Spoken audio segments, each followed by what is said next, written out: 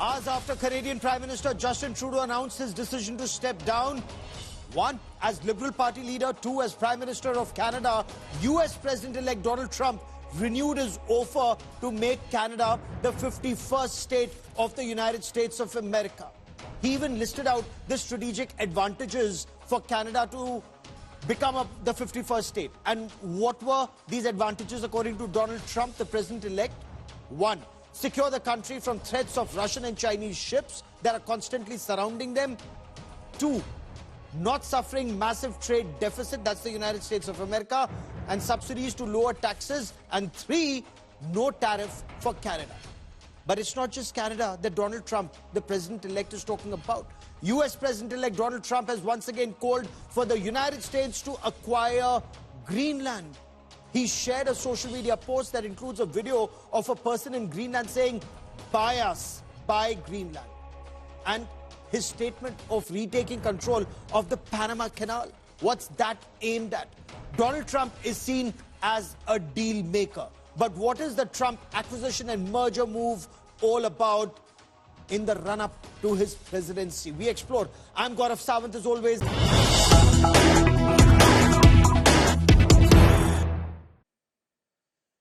US President-elect Donald Trump's son, Donald Trump Jr., has arrived in Greenland, and he's arrived in Greenland amidst Donald Trump's bid to buy Greenland. He wants to acquire Greenland. So what is this acquisition and merger all about in the Arctic region? Donald Trump has insisted this deal must happen. Trump has said Greenland needs security, strength, and peace. Donald Trump has come out all guns blazing, says, "Make Greenland great again." He says there are many MAGA, which is Make America Great Again supporters, MAGA supporters, even in Greenland. He took to his social media platform to put out a video of a Greenlander who's saying, "Buy us, buy Greenland." And there are many in Greenland who say that they have been exploited extensively by Denmark. They want Greenland to now be American territory. But of course, the Prime Minister of Greenland and Denmark, they both said there is no question of selling Greenland. Greenland is not for sale. I'll get you much more on this big story, but US President-elect Donald Trump's statements on Canada. So let's now take the bigger picture. Let's talk about his statement on Canada becoming the 51st state of the United States of America and telling Justin Trudeau that instead of Prime Minister Justin Trudeau, he should be Governor Justin Trudeau. Were these just a jibe when Trudeau rushed to Mar-a-Lago after Trump won the presidential elections?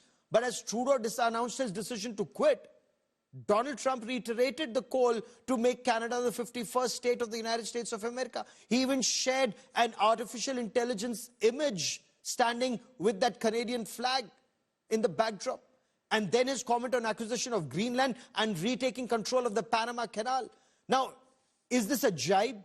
Is this a muscle flex seeking concessions? Or is Donald Trump testing waters and there is a long-term strategic goal here? We explore, but first this report.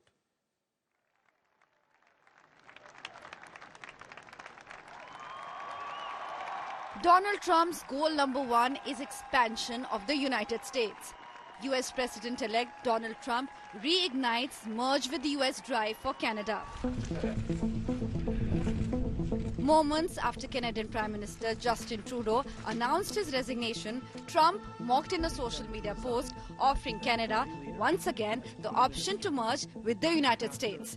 Trump renewed his offer and said there will be no tariffs if Canada and US merge, claiming many in Canada love being the 51st state. I think Trump said it mostly just to mess with Justin Trudeau because over the last few years when Donald Trump wasn't the president, Trudeau, thinking that Donald Trump wasn't going to come back, has used Trump's name as basically an insult for all of his political opponents.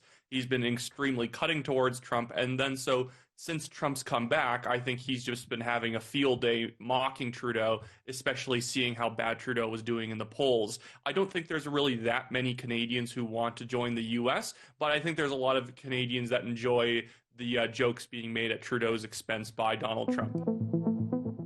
This is not for the first time Trump has openly asked for a merger. He had earlier called Justin Trudeau governor of the great state of Canada.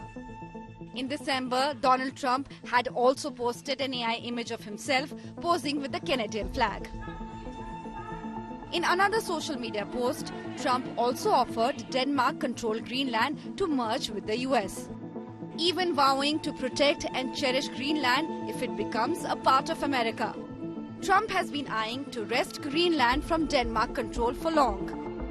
Well, a lot of things could be done. I mean, essentially, it's a large real estate deal. A lot of things could be done.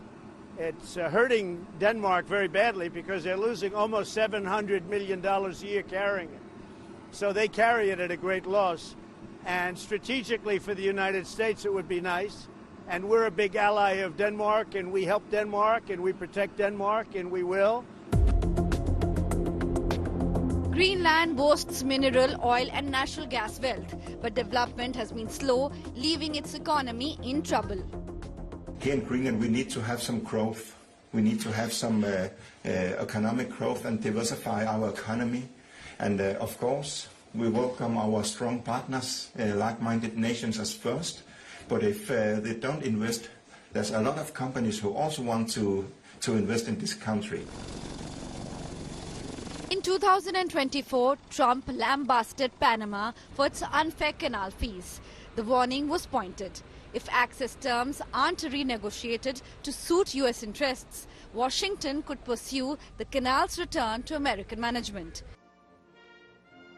In a scathing rebuke, Panamanian President Jose Raul Mulino responded, saying every square foot of the Panama Canal and surrounding lands is and will forever remain Panamanian. Es por nuestras manos neutrales que las naciones no temen. It is by our neutral hands that nations do not fear that a strategic level canal like Panama's will take an active part in conflict, because Panamanians are interested in a more connected world, with more open trade and greater exchange of goods between countries. There are no other hands in our canal but the Panamanians. You can rest assured it will stay in our hands forever. Donald Trump is all set to assume office on January 20th. With Canada's crisis, Denmark's fragile economy and his remarks on Panama, all eyes are on Trump's next move. Bureau Report, India Today. So in Canada, is Donald Trump taking a jibe at Justin Trudeau on his way out? Does he actually want to acquire Greenland? Commentators initially said US was late to the polar party, with both Russia and China being way ahead of the United States of America. Is Trump trying to catch up and seal a deal in the once frozen and now fast melting Arctic Ocean region that's rapidly opening up? And perhaps the reason, 13% of the world's undiscovered oil and 30% of the world's untapped gas. And according to some reports, $1 trillion worth of rare earth metals. Is he talking about retaking control of the Panama Canal? Is it just about tariffs, or is it a move to checkmate China? Joining me on the special broadcast from Canada is Terry Milvsky, a senior journalist and author. Sushant Sareen is a senior fellow at the Observer Research Foundation. And Terry, if I could come to you first, Canada becoming the 51st state of the United States of America. Is he just taunting Justin Trudeau? Is this just mocking Canada? Yes, it's taunting Trudeau, and it's being ridiculous. Canadians are used to this. Although they're not used to this kind of irresponsible talk from a United States president. This is an idea that is using for the talk shows. There's no reality to it. However, if the Americans do seriously want to pursue it, if, for example, as he sent his son to Greenland, the incoming president wants to pursue this, at least make it look serious, okay then. Let's see how many Canadians would like to give up free health care and strict gun control. I don't think there would be many, because most Canadians are very fond of those. And perhaps we should advertise, we should take a page out of President Trump's book and say, well, why don't you join Canada? Why don't you join as a Canadian province? How about Cascadia? Remember, you don't remember Cascadia, it's a legendary country on the West Coast, comprising British Columbia, Washington and Oregon, California. Okay. Canada has much more in common than many other states and provinces. It's silly, it's nonsense, but every time that Trump points to, oh, well, you could lower your taxes, Canadians are ready with a reply. But we can name a lot of Americans who have Canadian gun control and Canadian healthcare. Fair enough. Sushant Sareen, is this just a flex by Donald Trump showing Justin Trudeau his place? But Justin Trudeau is now on his way out. Will this stop once there's a new leader in Canada? Gaurav, my own sense is that, look, at one level, this is Trump being Trump. This is partly his negotiating style. Partly, I think he throws diplomatic niceties to the wind when he wants to make a point. Partly, he thinks it's a nice joke he can make at Canada's expense, or rather at Justin Trudeau's expense. But I think there's something else also behind it. And that is, Trump has a very mercantilist mentality. He probably looks at international economic relations in a very mercantilist sense, that if I'm levying so many tariffs, then, my partner should levy the same kind of tariffs. And I think this is where this whole Canada being the 51st state comes from, because the terms and conditions at which Canada and America trade, at least on paper, the Canadians get much lower tariffs when they export to the United States than the other way around. And Trump is saying that let there be reciprocity. And if you don't want reciprocity, if you want unequal treatment, or you want special concessions, then why don't you become the 51st state of America? So it's part rhetoric, it's partly jibing. I'm sure he doesn't like Trudeau. Not many of us do anyways.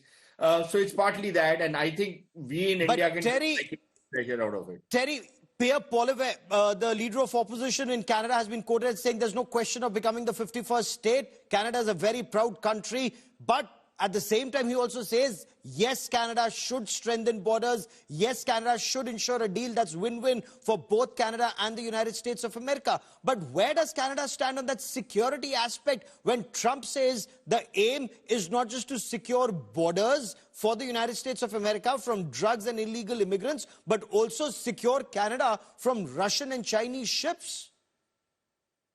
I mean, these are serious issues, and Canada's national security effort has been wanting for many years, and Canada's allies have basically been putting up with it because, well, Canada sort of fits comfortably under a not quite free, but very low cost American nuclear umbrella. And we are part of NORAD. We play nice with the Americans. We help them out in Afghanistan and so forth. And we pitch in to help Ukraine. We serve the American agenda to the extent possible in a country which has a pretty weak military and feels that it doesn't need a stronger one. That's the problem. Okay. The Canadians feel, well, why should we spend more? Because we're safe, because we've got joint patrols with the Americans in the north. We're flying around in the Arctic. We keep an eye on the Russian submarines. We don't have shipping that can match the Chinese or Russian ships as the passage opens up because of climate change, which you rightly pointed out. So all of that is all fair for discussion, but I don't see what exactly do you do to Canada if Canada does not achieve the 2% target of defense spending for NATO. Yes. I mean, we occasionally promise that we will increase it, but what do you do exactly? Do you kick Canada out of the alliance, of the NATO alliance? And do that you clearly abandon the United States common defense? I don't see cannot that afford to do. So I want our viewers to take a closer look at this region before we move forward, and I bring in Sushant Sareen for more on this conversation. Why is the Arctic region being talked about so extensively in the past several years now? Why is the US eyeing this region? Let's break it down for you.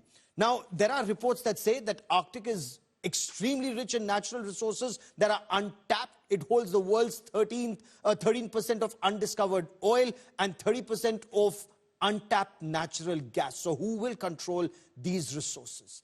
Under the polar ice, there's an estimated $1 trillion worth of rare earth metals. And these are reports in the United States of America. once this region and that polar ice is melting and melting very fast, in the past 50 years, it's down to 50%, ice-free ocean is also opening up shorter routes, newer routes for trade, for shipping. China's talking about the polar Silk Route. And this is where the Asian markets and the Western markets, and take a look at those new routes. Who controls this territory? Who controls the routes? The borderline of the Arctic Ocean, and we want to show you that. Just look at all the countries where they are on the map. Once all this ice melts, every country gets a default maritime border of about 200 nm or nautical miles from their coast. Rest of that water, it doesn't fall into the exclusive economic zone of any country. It's up for grabs. Whoever can prove this belongs to them. Russia already arming some of this region. Russia's already planted a flag on the polar floor. I once again want to bring in Sushant Sareen. So let's now talk about this move on Greenland. Is this aimed at countering Russia and China, considering Russia already has multiple military bases and there are multiple exercises that are going on in that region? China is talking about the polar Silk Route. Reports suggest that America is already late to the party. That is true. And Gaurav, this has been going on for almost a decade now. And I think the Americans, partly because they were so woke, partly they were more interested in environmental protection rather than the strategic imperatives that were contingent on, this entire polar region opening up. So I think that was very critical. And the Chinese, for example, have been sending in ships. And look, as of now, what we talk about is those three straits in the Indian Ocean, in the Indo-Pacific, right, where China can be blocked. But if the northern route opens up, how do you block the Chinese until and unless you have land-based assets in that region? Now, Greenland becomes crucial, not necessarily as an American territory. America could just as well have basing rights out there, for that, including in Canada, right? The north of Canada also straddles this entire region. And Canada is a very important country insofar as this entire Arctic politics is concerned. So I'm sure these are just negotiating kind of tactics that Trump uses in a very non-diplomatic kind of a way. But I think it requires serious conversations. On the other hand, if the ice actually melts, then we are all in trouble, aren't we? Because yes, there is climate change taking place, but if all that polar ice is going to be melting, then there are going to be all sorts of other consequences that we probably have not even factored in as yet. Oh, absolutely. And there's so much more to discuss here on why Greenland then becomes so extremely important for the United States, for North Atlantic Treaty Organization countries to have more than just one military base in that region. Also, the Panama Canal. Now, there are reports that say China is the second largest user of the Panama Canal after the United States of America. It's also investing very extensively in the country and in the region. Is that also making Donald Trump uncomfortable? So there is a deeper meaning to several statements that Donald Trump is making, and over the next several days and weeks, we will continue to debate it. I've run out of time on this part of the show. Terry Milsky and Sushant Sareen for joining me here on India Today. Many thanks.